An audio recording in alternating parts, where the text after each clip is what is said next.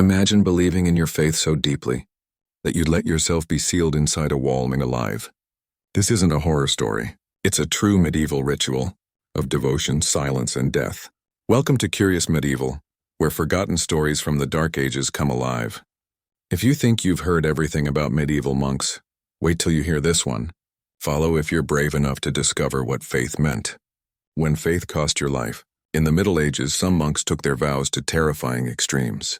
Among them were men called anchorites, holy people who believed that the only path to true salvation was to bury themselves away from the world, but not in a metaphorical way.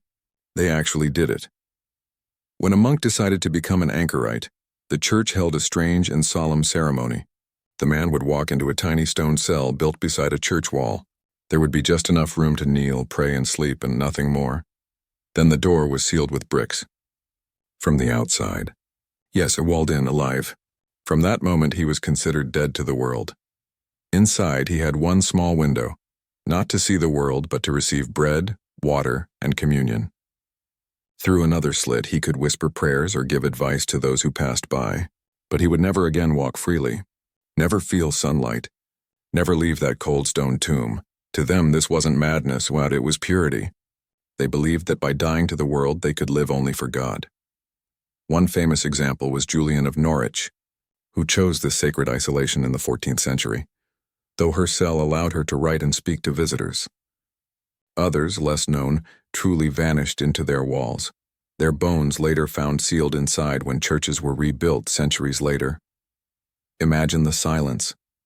Years passing, the sound of prayers fading, dust gathering until the monk's final breath, inside his living grave. It's haunting, yet strangely powerful. A story of faith that went beyond comfort, beyond fear, beyond reason. So next time you step into an old church, remember, behind those cold stones someone may have once chosen to vanish. For eternity, was it madness or ultimate devotion? You decide. If this story sent chills down your spine, subscribe to Curious Medieval, where every week we uncover the strange, dark, and true stories that time tried to bury, because in the medieval world, even faith could become a tomb.